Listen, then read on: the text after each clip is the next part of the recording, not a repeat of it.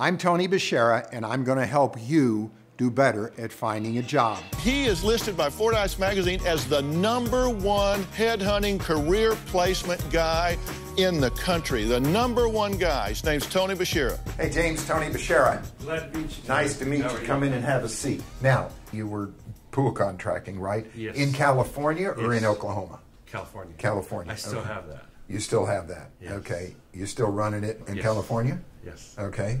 How do you do that? Good employees. Good employees? Okay. All right. Very good. Now, what were you doing before that?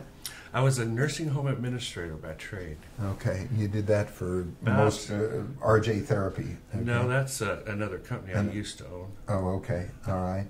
Okay. You have a concrete specialty business in Oklahoma? Yes. Okay. You have a pool contracting business in California? Yes. Okay. All right. So you've been doing the pool business and the concrete construction business at the same time? Yes. And then you were in healthcare all before that in all Yes. kinds of different positions, huh? Yes. Respiratory therapy companies. Did you own most of those or just work there? I always worked those. And then learned it? Yeah, and then I didn't get into the business until RJ Therapy. So I'd been in healthcare for 23 years. All right. And about after 15 years, that's when I got into my own businesses. So Okay. I haven't worked for anybody for a while. All right. Well, you've worked for your accountants and the attorneys and the IRS and a few of other people too. Yeah, right. I really yeah, like my employees. Right. Your wife and your employees, absolutely. What kind of jobs have you been looking for? Well, I want to go back in healthcare now. I've Really? been out for a while. Yeah. Why? I enjoyed it a lot. But I got in it so young, and I got burnt out, basically. Okay. And then, When you say burned out, what do you mean? well, I got tired of having to convince people that I was paying out of school $75,000 a year in their first year out of college to that it's fun to work in healthcare. And it just never got better. And when I have to convince somebody to do that, it just got old after a while. Anybody that's owned a business gets sick and tired of employees. Okay? Yeah. That's part of the deal, brother. Okay? But I wouldn't tell people about burned out. There's no reason to do it. Hey, I found a better opportunity. Somebody was going to buy it. Right. Every candidate, everybody interviews, has 4 or 5 risk factors.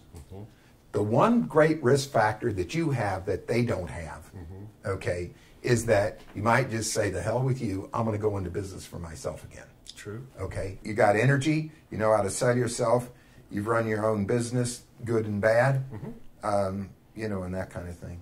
Thanks for coming by. Should be fun. I really appreciate meeting you. You too. All right, very good. All right, one of the reasons that we brought Jim in here is that he's been in his own business. Everybody that's owned their own business before thinks that they can work for anybody and do anything, and they probably can.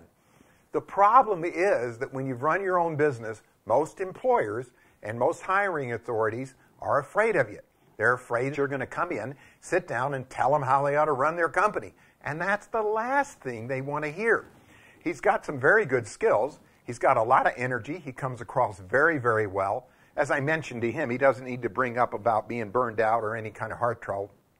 But he's going to have a challenge because people are going to look at his resume and they're going to see him and they're going to think, gee whiz, you know, I need a real good general manager or I need a real good leader, but I don't need anybody to tell me how to run my business.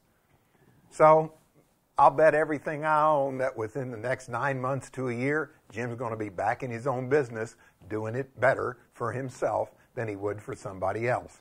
But hey, that's America. That's the way it goes. I mean, it's a wonderful place to be.